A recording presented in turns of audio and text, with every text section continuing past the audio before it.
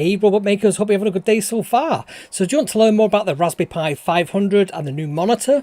And let's dive deep into this and learn more about it together, shall we? Then this is the show for you. Let's dive straight in. My name's Kevin. Come with me as we build robots, bring them to life with code, and have a whole load of fun. And we'll do stuff with Raspberry Pis as well. Let's get over to the keynote. So this is the deck that I used for the very quick introduction that I did this morning, but I thought we'd just go over it in a bit more detail and a bit slower for the live stream. So yes, this is all about the Raspberry Pi 500 and also the new monitor that comes with it as a paired companion product. So the first thing we have a look on here, comparing this to the original Raspberry Pi 400, I've got one of those up here as well. This one is based on the Raspberry Pi 5, so the specs are pretty similar, if not identical, to the Raspberry Pi 5, just in a slightly different form factor. So we've got the quad-core 64-bit ARM Cortex A76 processor. It's got the 4 cores in it. We've got 8 gigs of RAM. This is faster RAM, and it's also twice the amount than the original Pi 400. So that's one of the biggest upgrades, and that's plenty of RAM. It's one of the best values of Raspberry Pis. If you look at the cost of a standard Raspberry Pi 5, you'd be hard pushed to get one of these for less than like $80 odd. It's got 2 micro HDMI ports, which most of the Raspberry Pis now have. I'm a little bit frustrated that these are the tiny ones. I think it would have been great to have the sort of larger size ones, but where on earth would they put that on the back? There just simply isn't the space. So that's why they've gone for the 2 micro HDMI ports. And it supports up to 4K at 60 frames a second, which is just insane.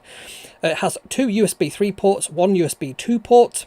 So the USB 2 port is probably useful for the keyboard. However, just where you put the USB cables in, we'll have a look at that in a minute. It probably means that you'll probably end up using the one of the USB 3 connectors just so that they go nicely underneath the monitor. It's got the gigabit Ethernet port. I don't think there's any inclusion of power over Ethernet with that. This is just a regular gigabit Ethernet port. It has a micro SD card for the operating system and data storage. So unfortunately, this does not have PCIe connectors on it, and it therefore doesn't have the NVMe storage. Now, interestingly, I believe Tom's Hardware have torn down their Raspberry Pi 500. They've gone inside and looked at the motherboard, and there is actually space on there for an NVMe drive. You can actually see the 3 holes spaced apart where it would simply drop in.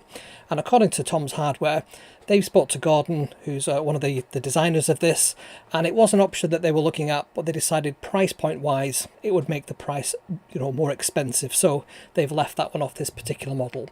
But it's interesting that there's still remnants of that on the motherboard. Now, I'm not sure to what extent the electronics are all in place there, but certainly you can't just drop in an NVMe drive and it would work. There isn't any headers or anything like that, or even space for the headers on there. But there is, like I said, the ghost of some of the little ports on there. We're screwing the little thing to hold the thing in place. We've also got the 40-pin header, the GPIO header, that's in place. It's actually in the different orientation. I'll actually just shut down the Raspberry Pi 500 next to me, and I'll also grab the 400, and we can have a bit of a comparison between the two of them side by side. So I'm just going to unplug the wires of this one, and you can have a look about what I mean about it's in a different location than the original one.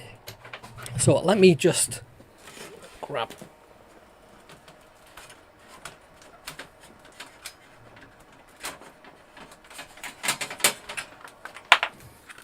So this is a Raspberry Pi 400. And this is the Raspberry Pi 500. Let's get them kind of next to each other. So the 400 is on top in the red, and the 500.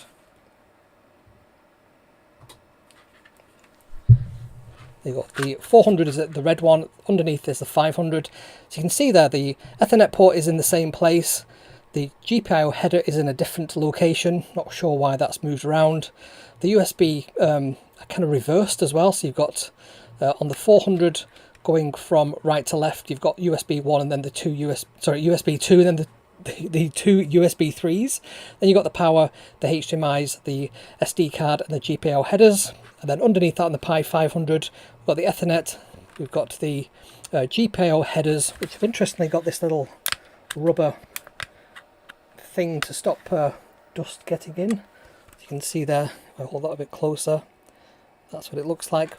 But there's also this little thing that can sit on there and just keep dust and fluff and things away from your pins when you're not using that, like so.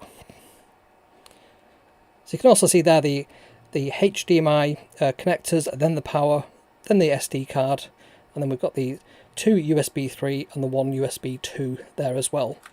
The other thing I noticed underneath, I hold these up, again the 500 is on top in the white.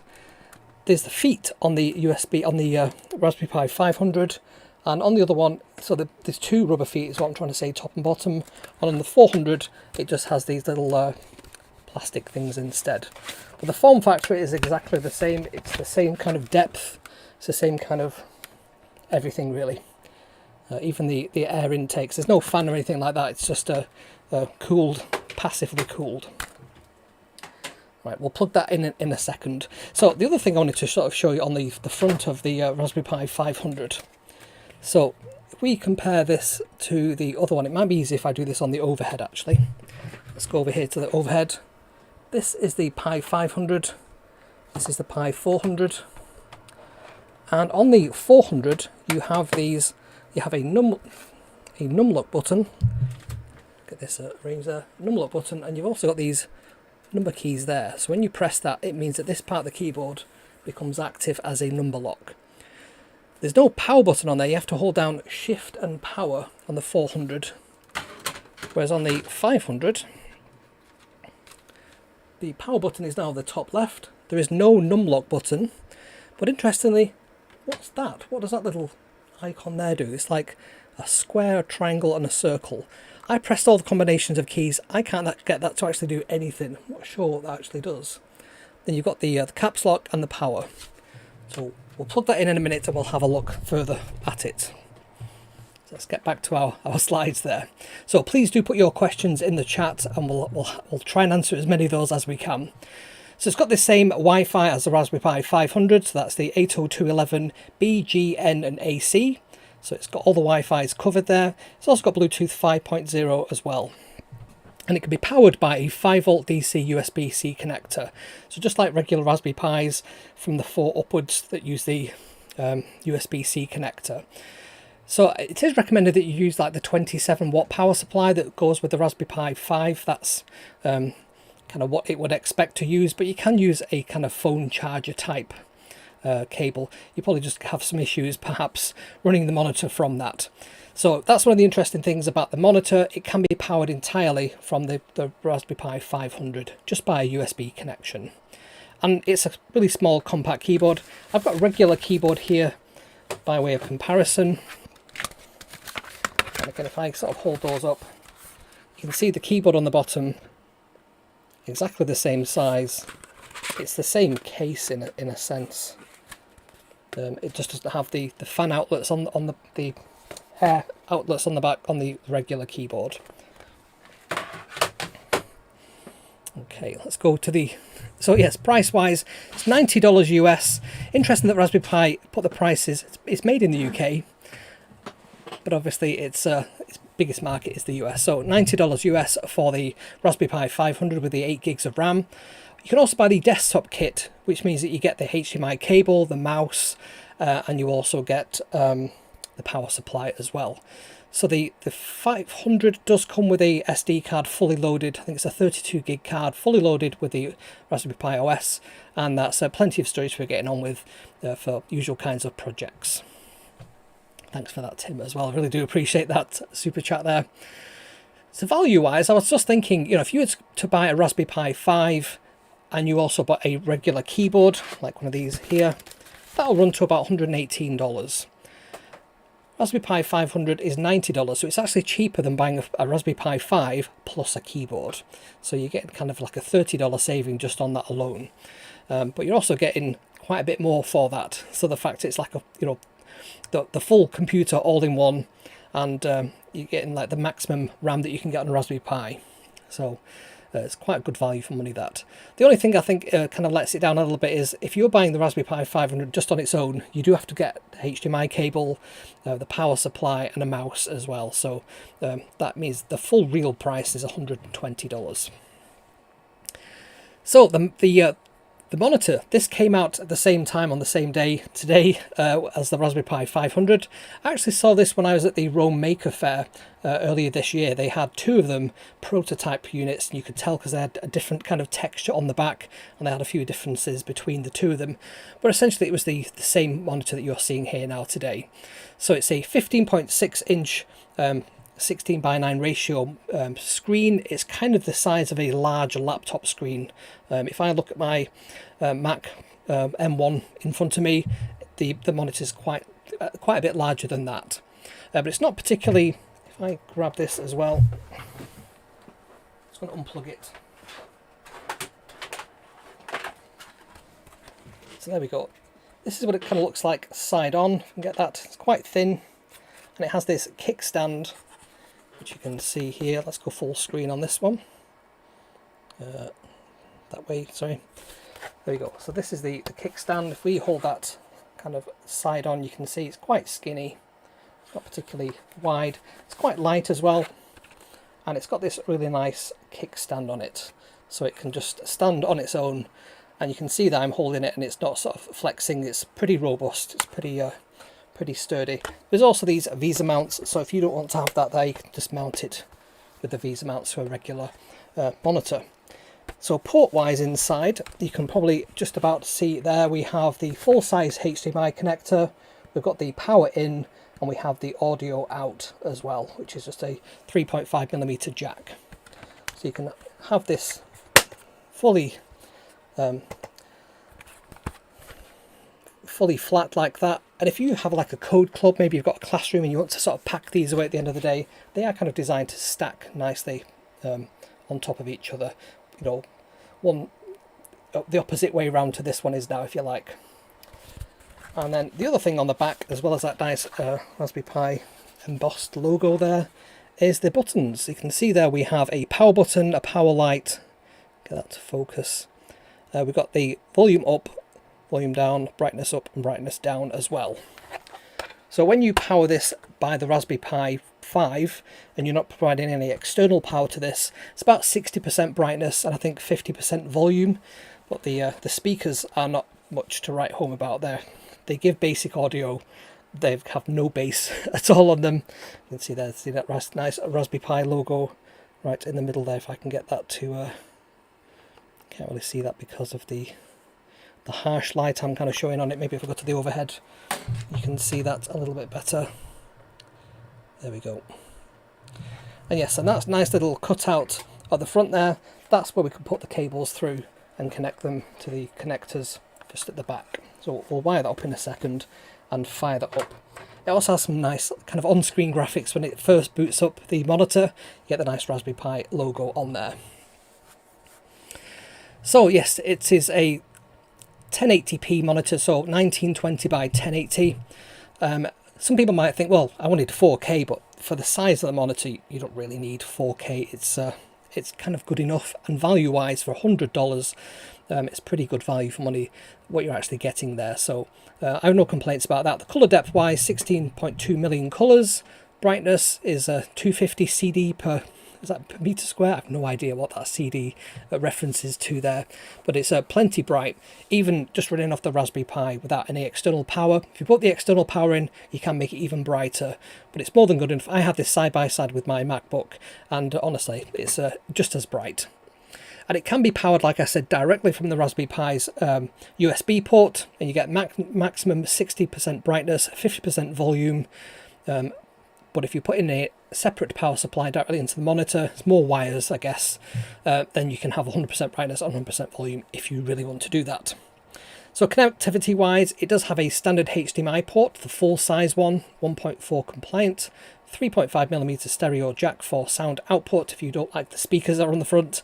And you do also have the two 1.2 watt integrated speakers. They've got quite good separation on there, just no real bass. It's just quite a tinny kind of sound, but it's more than good enough. So Brian's just said there, CD equals a candela, which is a candle-based brightness, I guess. So the monitor does support 4.4 sorry, 44.1 kilohertz, 48 kilohertz, and 96 kilohertz sampling rates. So you can use this as a regular HDMI monitor. You can plug this into anything that will take HDMI output. So it's not just for Raspberry Pis, but it's obviously perfectly designed for the Raspberry Pi 500. And like I said before, it's priced at $100. I think they're currently sold out worldwide at the moment. You might be able to find one or two, but I'm sure they'll be knocking these out. So if you like what I do, please give me a thumbs up on this video. Definitely let me know in the comments below what your wish list would be for a future Raspberry Pi. Say they did like a Raspberry Pi 500 Plus or something like that. What would you want to be on there? I know this. So far, people have said NVMe storage. It's kind of a no-brainer. Potentially AI hat. I'm not sure how that would work, but via that PCIe connector, a backlit keyboard somebody suggested, and also DisplayPort over USB-C. So that USB-C connector could also do the video as well potentially. There are a couple of things that people have said in the comments so far. And if you want to see more videos like this from me, certainly subscribe to the channel. It means an awful lot to me. I love seeing those numbers go up. Don't earn very much doing this, I might add there. So I do go live every single Sunday at 7 o'clock GMT. So if you want to have a hangout, that's the time when I normally do these shows. Today's a bit different because it's a launch day. And let's go to the pros and cons then. So this is both for the Raspberry Pi 500 and also for the monitor as well. So pros wise, this is the latest and greatest iteration of the all-in-one keyboard design. So Raspberry Pi in a keyboard. You can see there the little motherboard, so it is quite different from a Raspberry Pi 5. It's a lot skinnier and sort of wider, but all the major components are on there. Just interestingly, not the PCI. That was clearly a design decision. It's really compact and it's a really nice design, and as a keyboard it's actually really nice to type on. I've been typing on this for about a week now, doing various different things, and it's got a really nice solid feel to it. It feels really not hefty, but it's got a good weight to it, a good balanced weight. The fact it has the 8 gigs of RAM, which is double the previous, that's also really good. I'm really glad that they went for that rather than having that as an option. It's just standard 8 gig. And like I said, a really high quality keyboard, great for regular use. So they're the pros for the keyboard. Cons wise, so as we've said, no PCIe. So AI accelerators, NVMe storage, that's all out of the window on this one. It's designed to be an all-in-one unit that you don't access, you don't open up in any way. And that means that they've been able to sort of, cut down the cost of this. So if you have like little hatches that you have to open up to get the electronics inside, that's like more cost to engineer that in, to make sure things like the hatch doesn't break and so on. And also the cost of all the electronics in there to drive the NVMe that maybe not a lot of people would use potentially. So I'm sure they will listen to our feedback. So if a lot of people say that that's an absolute, we have to have that, then I'm sure they'll probably release one with that kind of feature on it. The other thing is it doesn't have a mouse, power supply, HDMI cable with the kit, with the standard Raspberry Pi 500. You can get the Raspberry Pi 500 desktop kit, and that does include all those bits and pieces, but it does include the SD card on both editions there. And like I said, it's $120 for the desktop kit, or $90 without all that extra stuff. So then the monitor, it's a full-size HDMI 1080p monitor, 15.6 inch, perfect for desktop and classroom use. I can imagine a lot of code clubs will get these because they're really skinny, they're really easy to fold flat and pack away. So if you had like 20 of these, you could have them in quite a small box or cabinet that you put them away in at the end of the session. And because you can power everything off like a single cable, in effect, a single cable to power the whole thing, the Raspberry Pi 500 can power the monitor. You just need to have the HDMI cables, and away you go there. It's got that built-in kickstand or the Visa mount. I like the option for both of those, and it's quite an elegant design, that kickstand. It really just works, and it's a really simple kind of stand. I'll show you that a bit more on the desk as we plug it all back in a second. The built-in speakers, they're a nice option to have on there. I'm not sure I would listen to anything for any length of time on them. It's probably okay for a bit of audio just to sort of hear something. But yeah, you're really not going to be watching TV shows on that, is my understanding. I don't know whether that's just the speaker enclosure isn't designed well for audio. If you compare that to, say, like an Apple MacBook, you're talking thousands of dollars there for a laptop such as a MacBook Pro. They have really good audio on them. but maybe they've spent a lot of time doing audio and you pay a lot more for that, so you kind of get what you pay for in that regard. I do like the fact it's a full-size HDMI port. I think that was a really good choice. It isn't one of those really small ones that can break off. It does mean it's more compatible with anything else that requires HDMI. And the audio out as well is also a welcomed feature, so you can plug in some other speakers if you want to. It also means that we can have, it's a way of laundering the audio out of the Raspberry Pi and getting it into some speakers, because otherwise how would you get the sound out of the Raspberry Pi 500? It's available in red and white and then black. So the monitor is red and white. If I show you the back of that, and the front is white, which is the Raspberry Pi kind of standard colour scheme. And it will be available in black in early 2025 as well. And it can be powered by a single USB-C cable. So I've got one of those just here. Let me just grab that. Well, actually, I've got it plugged into a little USB hub, the Raspberry Pi USB Hub 3. So a bit fiddly to unplug that while I'm on stream here. Cons-wise, it's just the speakers. It's my only complaint about the whole thing. Honestly, it's such a great monitor. I'm very, very happy, and this is probably going to live on in my nest of Raspberry Pi stuff over here. I might even make room for it on the IKEA pin board, that peg board that I've got at the back there, and just have a little Visa mount onto there perhaps. Could be a nice 3D project to print out some stuff there. And it is the perfect combo, so I'm really glad they launched these at the same time. It really does make sense that they kind of go together, so I can imagine there'd be a lot of people buying these two things at the same time. Thoughtful design. I like the way that the cables fit neatly underneath, out the way behind the monitor, and it's got a really sharp image to it. It looks really nice. It's like when you look at a laptop really close up and you kind of see all the detail there the closer you get to it. Looks really good in all lighting conditions, and because it's an IPS display you can see it from almost any viewing angle. It's a really nice display. So before I get on to doing the demo, just a reminder that we do have merch. If you want to get yourself one of these Robot Maker hats, you can head over to kevsrobots.com/merch and you can get yourself one of those over there. So I think it's demo time. Let's go back to me for a second, and what I'm going to do, I'm trying to get my cameras kind of set up nicely. So if I go to here, you'll see we have this kind of setup. So what I've got behind the scenes is I've got a USB hub. That's the Raspberry Pi USB 3 hub, and I've got a bunch of cables there. So I've got a power cable which is connected to the hub there. We have the USB hub, which is going to connect into the keyboard, and we've also got the HDMI cable as well, which is there. So what I will do, I'll try and do this side on so you can see. I'll just move other bits and pieces out of the way.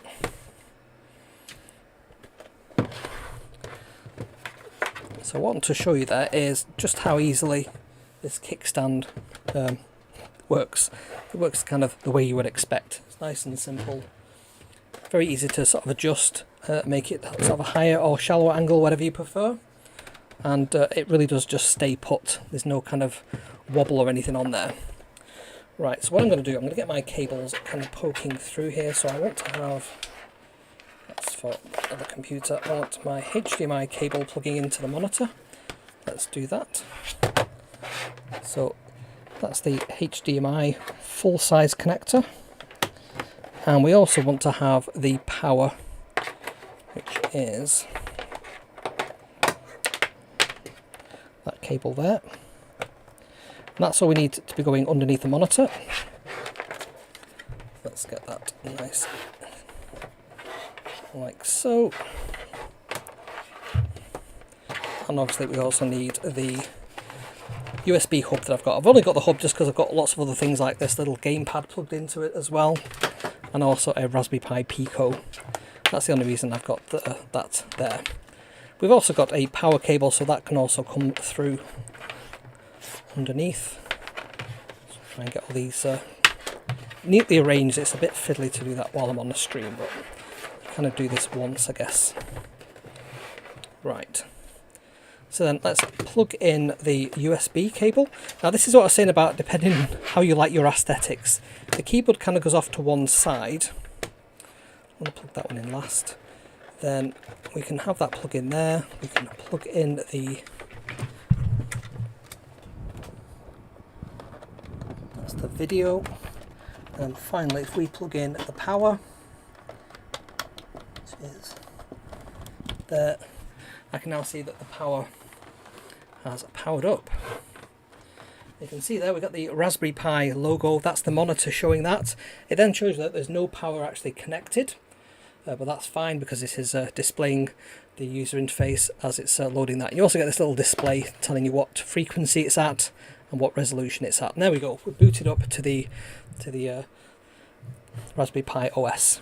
I've installed a couple of bits and pieces on here already just to kind of showcase just how fast this is to sort of boot up and load applications and so on. So what I think is fair is if we just let this kind of settle, load up all its background tasks, and then we can hit something like the Chrome button there. If I load up, say, YouTube, and let's go for, we can go for our deep dive and we can have a bit of Inception. Let's have a look at that. There we go. You can see me in real time on the desk. There we go. Got a bit of Inception going on. Cool is that. So that's currently running at HD. I think that's what I can broadcast at when I do a live stream. But we can also look at another video, such as the previous launch video. So if I do, let's say, McAleer 28 Pi 500, let's search for that. There's Jeff's video just before mine. Let's go for that one there. And on this one, this is a 4K video, so we can actually bump up the resolution to the full, well, 1080, 60 frames a second. There we go. I can even put the volume on a little bit so you can hear what this sounds like. So let me just, in fact, it was just there at the bottom, wasn't it? I'd muted it. So you might not really be able to hear this because it's going through my microphone. I'll try and point the microphone at it. This is the Raspberry Pi 500. And also the Raspberry Pi monitor. This goes along nicely with the Raspberry Pi 500. So it does sound quite tinny. That's the only complaint about that. But you can hear audio fine. That is on full volume. But that's probably 50% volume because I've actually not got it powered by an external power supply. But yeah, you can see if I go full screen on this. Oops. There we go. It handles the video fine. So I do that so it's not getting the glare from the overhead light there. And we can also load up a website. Let's go for kezrobots.com. There we go. And there we go. And you can see we've got Chrome just loading a regular website. Now let's open up a terminal and type in BTOP. BTOP is a little third-party console tool for showing you all your kind of stats and how much memory is being used and all that kind of good stuff. It looks really cool.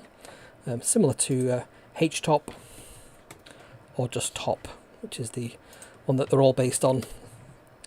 That's Top. There's HTOP and there's BTOP. So you can see there, it's really doing nothing. There's not very much usage going on there at all. We've got one core doing any kind of work really. If I stop moving my mouse, you'll see there they're all just sort of, it's not doing anything, and we've got the Chrome browser there. So what we can also do is load up some other applications in the background. So let's go to, in fact, let's load up, I've installed LibreOffice on here. So we can load up the whole LibreOffice suite.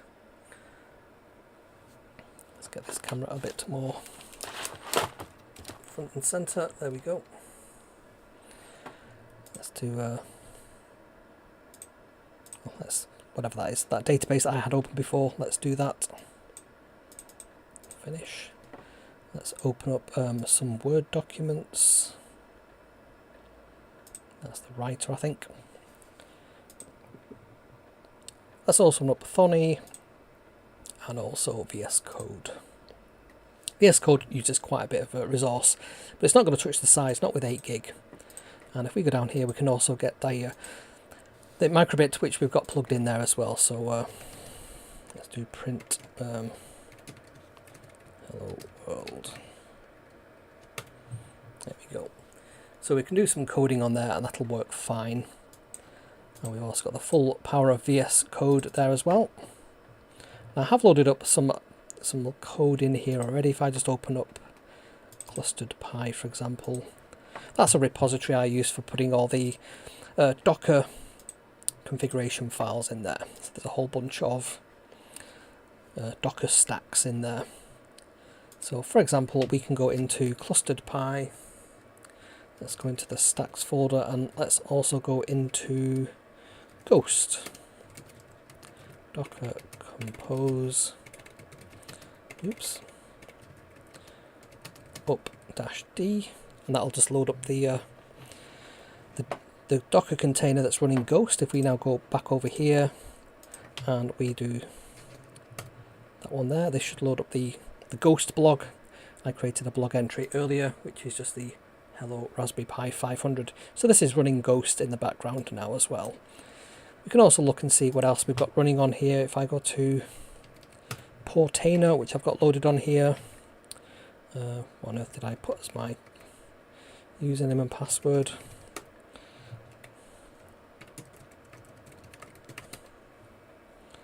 There we go. We can now look and see what else is running on here. So I think we've got 3 stacks: Ghost, Node-RED and Portainer, which is this piece of software.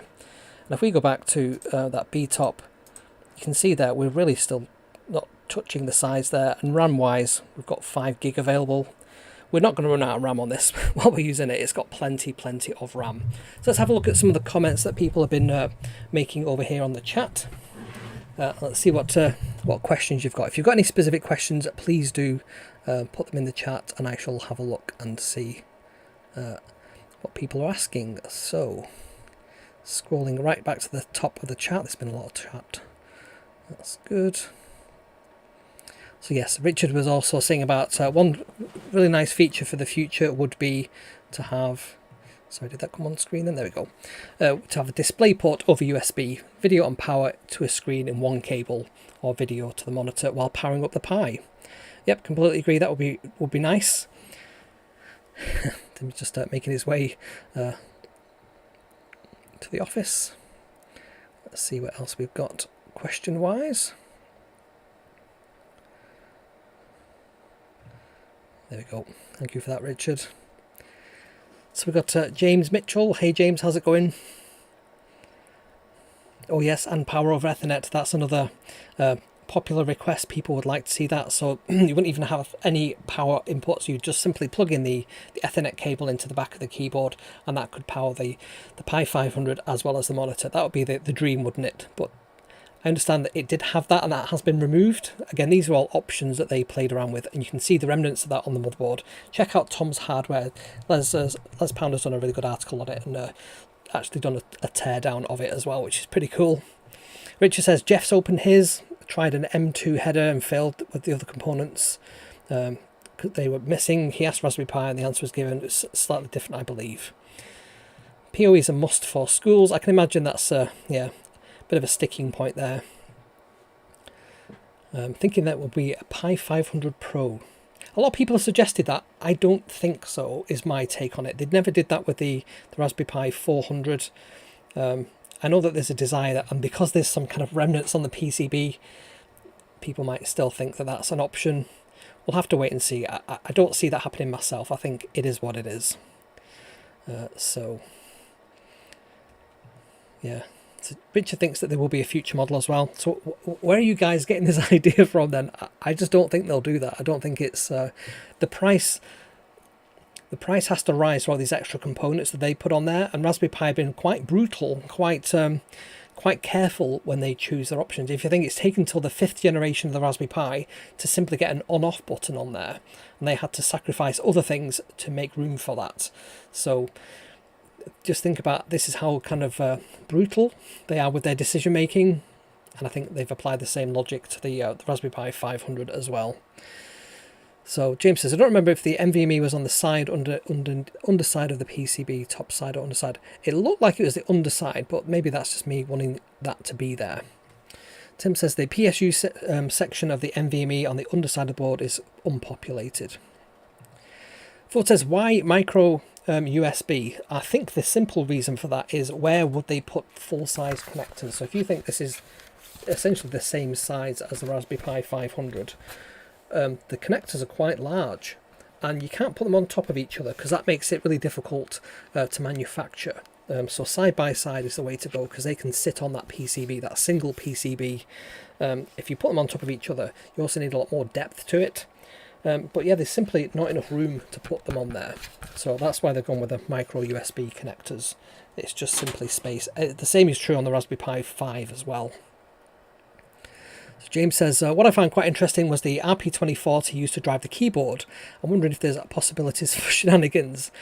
I'm not sure you can get access to that. I understand that one of the USB ports, so the reason that there is only 3 USB ports on the Raspberry Pi 400 and 500 is because one of the USB 2 connectors is actually used for the keyboard. So it's essentially presenting as a USB device, but it's just kind of, the wires are all behind the scenes. So that's my understanding of that. Someone will try populating the next week, I guess, whether it's enabled in firmware, who knows. Yeah, I think there's quite a lot missing from there. From what I understand, it's not just 1 or 2 components. It's like there's a lot of electronics there. If you look at, let's grab one. If you grab one of the hats and you look at all the different electronics that they've got over there, there's quite a lot of stuff that they would need to put on there. And I guess each one of these components has a cost to it. You know, particularly these little integrated circuits that are on there. You know, that's going to add quite a bit of extra cost to it. So thank you for this super chat, Tim. Really do appreciate that. We've been waiting for the Power over Ethernet NVMe enabled version. I would have ordered it today if it was available. Yeah, I hear what you're saying, and you're not the only person to say that. I think in my my take of it as well is that it's kind of missing that. That's one of the cons. James says, I wonder if there'll be wonder if there's a dev with everything populated at Raspberry Pi towers. There could be. There could well be. Richard says, I did wonder if perhaps there was an issue with the design, e.g. the hardware or regulatory, and rather than it was either waste the boards or wait longer. And what they've released is a light version in effect. No, I think they've waited quite a long time to develop this. They could have developed this at the same time in theory as the Raspberry Pi 5. And they've taken, you know, almost like an entire year to release this. So I think it's been quite carefully thought through. They will have looked at the number of possible, you know, people that would want to buy this. And you've got to, for a second, kind of step back from your own personal wants and needs and think that you know, because you want it, everybody would want it. Raspberry Pi will look at what's the general case.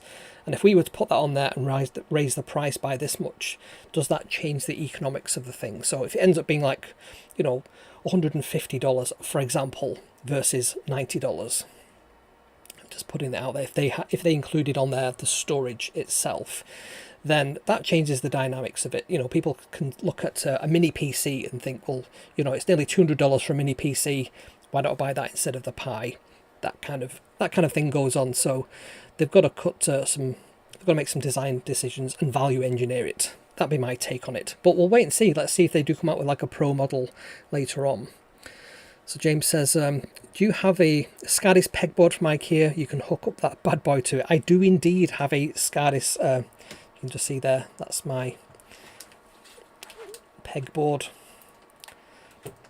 So yes, I do have one of those. It's quite an extensive one. Goes all the way across that wall, actually. So Richard says, James, highly likely with all sorts of interesting bits. These things can take years from conception to final retail versions. Think they missed a trick on the way to the store with the 500 on the back of the screen for transporting both. There's a project for you there, Kevin. I see what you mean there. It did make me wonder about, you know, could they work on like a laptop version? But if you remember is it Seed Computing, or what was the name of it? PyTop Seed and PyTop.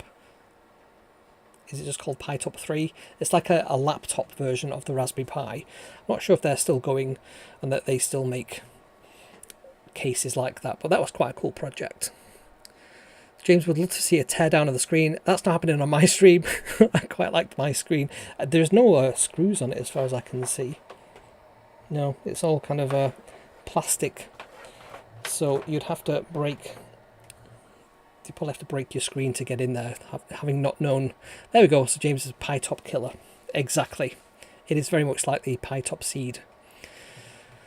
So what's that? Gojira Notron that says, my 400 died a while back. I've been waiting for the 500 instead to replace it. What says, condolences on your loss. So I've got the Pi 400. This has been happily being my MQTT broker. It's been running that for quite a while now. And I do have an SD drive that I connect via USB 3, and I actually boot from that. So that just kind of sits underneath there. That provides a bit more storage. I think there's probably about a terabyte or something on there. So that's more than enough storage for whatever it needs on there. So Victor says, why doesn't it have a port to install NM.2 if the space is clearly there? So again, it's to do with the cost engineering of this. They have to pass that cost on to people, and they would have to pass it on to everyone, whether the person would use it or not. So they're just looking to reduce the cost of the overall price. So maybe they'll develop one in the future. I don't personally think they will. I think it is what it is, but we shall see. I think the next thing that we'll probably be working on, I'm hoping anyway, is the Raspberry Pi Zero. So Raspberry Pi Zero 2W, that's overdue an upgrade. I know it's really difficult for them to cram anything else on this board because this is like pretty packed as it is, but it'd be really nice to have a newer chip on there. So that's what I would like for Christmas, Santa Claus. Richard says, funny some are complaining it's too expensive. 40 years ago, the ZX80 was released and that cost just shy of £100. And that was 40 years ago, so you can probably add a zero on top of that. Yeah, it's about the cost at the moment. And Brian says the Amiga 500 retail for 1,700 if you adjust for inflation. The Raspberry Pi 500 can emulate an Amiga perfectly and then some. So I did actually have a RetroPie installed on here before. I actually wiped the memory card because it kind of got into a state where it wouldn't boot the normal desktop. And if you wanted to go into RetroPie, you had to do like Alt Control and F1 to jump into the console. Excuse me, and run the graphics from there. So it was kind of a bit janky. But you're absolutely right. Power-wise, it's very, very good value for money. So, did they do the resistor thing with RAM? Any clues for RAM later? No, it looks like it's just 8 gig. If you think the Raspberry Pi 400 had 4 gigs and that was it, they never boosted that up to 8 gigs. So I think it is what it is there. There doesn't appear to be any option to have any extra RAM in there. But honestly, 8 gig is enough. Trust me. That's what you can get on a Raspberry Pi 5 as well. So Richard says they probably found the vast majority of these are in education, so don't want features that increase the cost if the end user doesn't need it. Exactly. There is an element of value engineering that goes into these things, and if you think this is kind of designed for education, this is why it doesn't have the PCIe connection on it. They don't look like they need to have that kind of functionality. It's designed to be an all-in-one unit that doesn't have any user-accessible parts in it, so you're not looking to upgrade the memory. That requires connectors, it requires all kinds of extra bits and pieces. It just drives the cost up, so that's why they do that. James says the Visa mounts over the ports is a little meh. It is what it is. I'm sure there'll be some nice... that's a problem that somebody can engineer away, I guess. Stuart says, thanks, I was referring to the keyboard connection on the inside of the motherboard, which appears to be connected to the RP2040 chip. Yeah, so I don't think you can access that in the way that I think there was something else. Yeah, the USB hub has an RP2040 inside. You can't access that. So just because they use that chip and you can program them yourself doesn't necessarily mean to say that you can just because it's inside a product. It's kind of locked behind. You can't get access to the serial connections on that chip. And if you could, what would you do with it any differently than what the whole purpose of it is there for? So you can already hack keyboards on Linux, so I don't really see what the benefit of doing that would be. James says, I got to see the same demos on the displays are nice. Oh, is that at the Rollmaker Fair? You've got to hook up the pegboard. So I actually do have a monitor on my pegboard currently. I'll just show you on here. See that little display there? that has a HDMI connection that I can pull down and use on my other Raspberry Pis. In fact, I usually have it connected to the Raspberry Pi 400, which I've just got up here, and then I'd nearly knocked off there then. So Richard says, I wonder why they went for an RP2040 and not the RP2350. They have a lot of them, so why would they need to throw more power at something that doesn't require it? So they don't have anything less than an RP2040, and that can do USB if you use like CircuitPython, or you could just do it in C if you never need to change it. So why would they need to put in a more powerful thing just to drive the keyboard? It's never going to use the power of that. It's got 2 cores in it. You're never going to need those 2 cores to see if a button has been pressed or not. So I don't know what you're looking for there, but yeah, it does what it needs to do and no more. So does the merch ship to the US? Indeed it does. I think it might even be manufactured in the US. So yes, you can definitely check out that, John. Thanks for that question. James says, likely cause the Pi 500 was developed in the same time as the RP2350. Possibly. But again, I don't really see what the benefit will be of putting in a more powerful chip.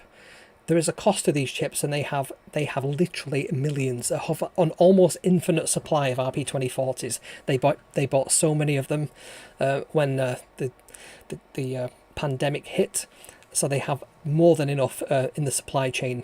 So why would they use something more powerful that potentially costs them more to put into a keyboard when the slower chip can work just as fine? So Ford says hi. Hey Ford. We've got double the Chris, now double the Kevin. So James says, I really like the cable channel at the bottom. It's a really nice touch, that, isn't it? I like that too. If I show you that again. I've kind of messed it up now that I've pulled out the other cable. But yes, it does sit very neatly. The only thing is it kind of messes with my OCD a little bit in that.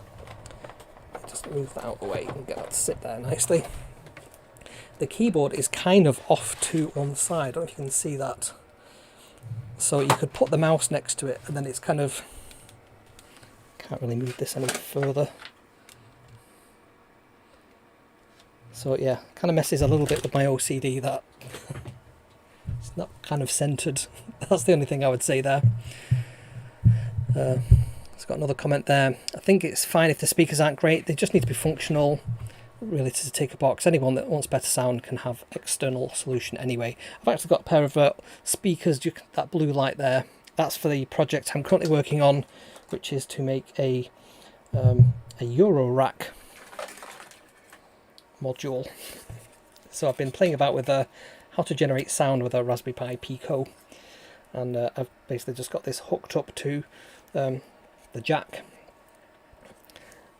And I've got some speakers so I could hear that. So yeah, if you want speakers, you can plug in external speakers. That's the thing, and that's fine. Completely agree with that. So yes, please do give a like. There's 38 people watching, and we've only got 22 likes. I'm sure we can do better than that. So let's see what James says. Many times, especially with the Pi Tops at jams, we had audio issues. It's a really neat solution to have that. Yeah, I think they probably could do a better quality of sound if they just spent a bit more time engineering the sound box that the speaker's in. There's quite a lot of things you can do there just by simply enclosing it in a particular way and using some other materials, but these things all drive up the cost, so it is kind of a bare bones basic sorry about that. It is a bare bones basic thing. It provides audio. That's good enough.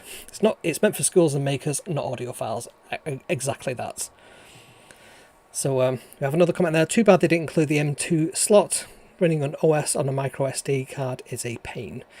It's a pain, but it's still quite quick. I mean, I can show you how quickly this switches on from cold, and it's plenty quick. You're not getting any extra speed by using an NVMe over that particular one. It does seem to be quite fixed there. Richard says, run a spec emulator on it and we can come round and have a game of Jet Set Willy. Absolutely. Hey Johnny, how's it going? Have I missed everything? Not really. We're sort of talking about the Raspberry Pi 500, which we've got over here. Oh, that's probably a better view of it just there. So we're just looking at what it can do and any questions that people have about it. Well, I've got one next to me. You can ask me if you want to see something on it, and I can show you that. Yes, we can watch it later. He did also check out the Gealing version as well. I've actually not watched that yet because it all came out this morning at 8 o'clock, and I've literally just had time for some food, and then I'm back on the live stream. So forward to making some spaghetti sauce there. So yes, the Raspberry Pi 600 Pro XL Mega. Absolutely. Bring me some food. Or bring me some Ford. I woke up deadly cold. Oh no, that's terrible. I'll be feeling soon. Hope you're feeling well soon. So James says, to answer your question about why I think there'll be a Pro version, if component prices are lower at some point. I mean, at the moment, the UK is certainly going through a cost of living crisis. Costs have never been higher, and are going to get even higher. If you think that, national insurance and things that companies have to bear, that's also risen. Their profits have been squeezed as it is. So I don't think they'll be putting in extra features that only a subset of people will use. Although most makers will probably want that.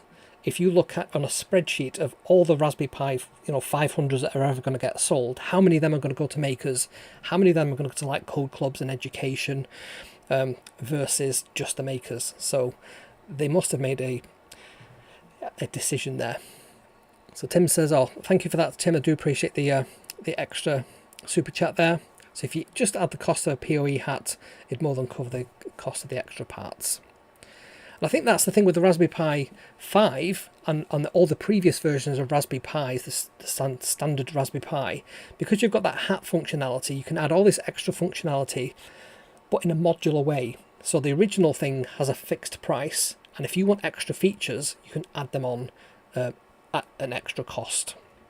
But it keeps the base cost really low, which is important. So you wouldn't go to the expense generally of putting extra pads, lines of stuff without populating them. So it does add cost and complexity, but it's easier not to include those if you've designed the PCB anyway. So there are actually lots of televisions are a good example of this. If you buy like a Sony or a Samsung or an LG TV, it'll have a whole bunch of features on there. In fact, every feature of the top brand, the top model, is actually available on the very base model, but it might not be enabled in software. And it's just the manufacturing cost. If you only produce one PCB design, that's much cheaper than making 3 or 4 different variants of that.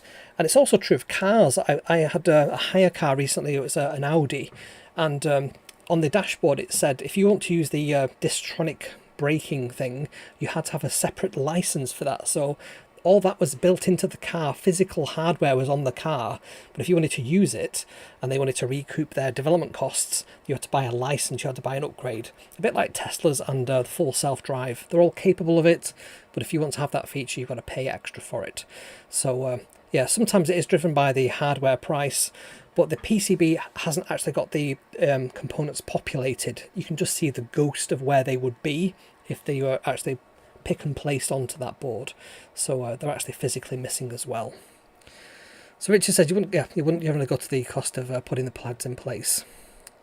Yeah, the fact it's made it to production indicates they were seriously considering it. So I don't doubt they were considering it. It probably had all bells and whistles, maybe even a backlit keyboard, the works, and they've had to pare back what they've included on there. So yes, they were considering it at some point. I don't doubt that. Pi top, yes, that's the one, James. That's the one I was talking about. So I wonder how long it'll take for somebody to work out the components to get the NVMe drive working. I'm sure the Pineberry Pi board people, I'm sure they will be able to figure it out. They've got all the wherewithal to do that. But it wouldn't be a Pi 500 then, it'd be a Frankenstein monster, wouldn't it? Richard says they must have had it approved by FCC, because if it fails, you'd end up with lots of useless boards. The FCC is only when they come to sell it, so they could develop it with all the bells and whistles on there, but then not populate it, and they would still be able to get the FCC regulation for the final version, not the version that was in development. So I'm not buying they're definitely going to bring out a pro version of this. I just don't see it myself. We need a new Zero. We totally do, don't we? 4 gig Zero. Maybe if we say it enough, that'll happen. Yes, that would be good. So Ford's given a super chat. Thank you for that, Ford. Really do appreciate that. Happy holidays to you too. So Johnny says, I don't care about the speed. SD card dies after a few writes. That's the main issue. So they did address that. So the Raspberry Pi SD card, they have a branded version that they've tested. And the reason for the... grab a little SD card here just in case you don't know what I'm talking about. So I get the SanDisk ones. I've had quite a few Samsung branded ones that just don't last. And some of the unbranded ones, they claim to be a certain class of device, a certain speed, but aren't. So you can't actually trust some of the non-branded SD cards that you can find on the internet.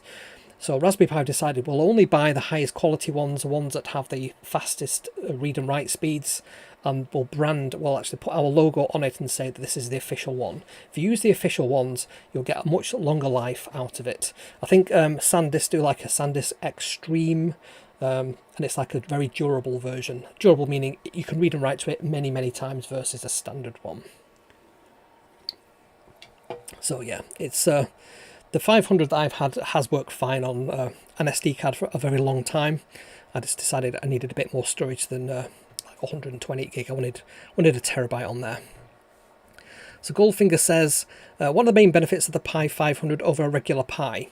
So it's an all-in-one device. So you don't have to have a case to put it in. You don't need to have a separate keyboard to plug into it. It's an all-in-one thing, so it's just tidier on the desk. So if you have like a code club, you'd have to have a monitor, the Raspberry Pi 5, the power supply, a power supply for the monitor, the HDMI cable, the Pi itself, and all the interconnections, and it can be quite messy per desk. So if you only have like an hour to do a code club and you need to be able to pack that away very quickly, you can do that a lot quicker if everything's all in one. So the main reason is it's all in one, and you're getting the maximum RAM that you can get on the Raspberry Pi 5 as well, thrown in for free. So James says, I'll be honest, as somebody who runs a jam, SD card wins every time. Simple to swap out your cards. NVMe, while quite cool, adds complexity on the site for on-site shenanigans, and they're also a bit more expensive as well. So SD cards, very affordable. Yes, they might in the fullness of time break, and I've had some of these run outside on MotionEye for like years, and they've been fine. I've had other ones which are like non-branded ones, and they don't even last 6 months. So I think I tried running ROS on Ubuntu, and I had to enable, because it was on a Raspberry Pi 0 and it only had half a gig of RAM, I enabled the swap file. So that reads and writes a lot to the card, and the card didn't even last like 2 or 3 hours. It was terrible. So yeah, don't be doing that. So Modern Tech, you own nothing, be happy. Purple face sweating. Car feature subscription. That's very true. So Nick says it'd be great to get the insides of the Pi 500 into a mechanical keyboard. Interesting. You could probably do that with a Pi 500 and just have your own keyboard. There are quite a lot of build your own keyboard projects out there. I have tinkered with that myself. That'd be definitely something I would want to try. But yeah, you could probably do that. Little Tyke Tobin says, Frankenpie, can't believe about the hardware. They give it you all, but disable the bits in software and charge less. Great stream, tuned in for a bit, cheers. No problem. So Goldfinger says, question, is this a strategic shift away from niche maker markets to business competitive low PC market? I don't think so. If you think the reason that the Raspberry Pi make the single board computers, they're very much into general purpose computing. So it's not a single purpose computing, it's general purpose. It's anything you want to do with that particular hardware device. So you can make, Internet of Things projects, you can make 3D printers. There's so many things that you can do with a general purpose device. There is literally no limit to it. Whereas if you get into like specific things like a Mac Mini, for example, because it's all in one, you can't change anything that's in there. You're kind of locked into that form factor. If you want to add extra storage, you have to add that externally. With the Raspberry Pi 5, you can add as much as you want onto that because it's completely expandable. The GPIO pins are what makes this very different than every other type of computer. So you can buy a mini PC, but you'll not be able to get access to GPIO pins. That's quite a rare thing. That's the thing of single board computers, and Raspberry Pi being the market leader, the de facto standard of that. Is their format that everybody else chooses to use. But yeah, this is, I don't think, a shift away. I think it's very much just an update to the Raspberry Pi 400. If you look at the interview that I did with Eben Upton for the Raspberry Pi 5 launch, he actually talked about the Raspberry Pi 500, and he mused on how it would be quite cool to do that because he's an Amiga person. He liked the Amiga 500, and he said it'd be really cool to have a Pi 500 just because of the 500 nomenclature. So yes, Motion Eye used to use that too. Isn't it dead now? Don't know actually. Is it not still a thing? I don't know. I would have to look into that. So somebody has asked, can I create a CCTV project that I talked about on the blog? So I've been looking at making like a little CCTV camera with a Raspberry Pi Zero. This is kind of like the base of it. Still kind of working out how this is going to exactly work just yet, but I was going to use Motion Eye on that. I'm sure there's plenty of other things out there. We could even roll our own with the Pi camera library. So James says, imagine donating screens to a Pi 500 to a school. It's done. If you did a mini PC, you'll get loads of those. You've got the cost to get those up and running. Yeah, there's the thing with mini PCs as well is unless you're running Linux, you've got to buy like Windows licenses, and they can get quite pricey. Yeah, screens, keyboard, mice, licenses for Windows, cables, etc. Exactly. So having everything all in one. Yes, Pi Camera 2 Web UI. That would be a really cool thing to have for the camera. And I wonder who's written that, James. So James has written a really cool web user interface for Pi cameras. So definitely check that out. Cool, I think that's everything I wanted to cover off on this stream tonight. Just wanted to sort of give you a bit of a showcase of the Pi 500. I absolutely love this thing, I've got to say. I'm really, really pleased that I saw this in the Rome Maker Fair, the actual monitor, and I was like, that is gorgeous, that is really, really nice. So yes, I really wanted to have one of my own, so I'm really pleased that I got the chance. If I just press the power button, it'll pop up with the shutdown little box there. Do I have to hold it for a couple of seconds for it to do that? Let's see, there we go. If I press it again and hold it, it'll then power it off. So you press it, you can see there, power off service, and then the little red lights come on there. If I go to the overhead camera, can you see that? Let's just move this back a little bit. You just see there's a little red light. If I press that button there, it'll then come back onto life, and you'll see the Raspberry Pi logo pop up on the monitor. So my question is, as we close out this stream, what does that light there do? Let me get this really close to the screen so you can actually see it. What does that do? So I understand the power, I understand the A for caps lock, but what's the little square, triangle and circle for? That doesn't seem to light up or do anything. The power light is also a hard disk activity. Oops, you can sort of see it flicker, but yeah, I have no idea what that is. What is actually that all about? So thanks for watching. I really enjoyed having a play with this Raspberry Pi 500, and this is now going to live on my desk along with the monitor, I think, forevermore. So thank you so much for watching, and I shall see you all next time. Bye for now.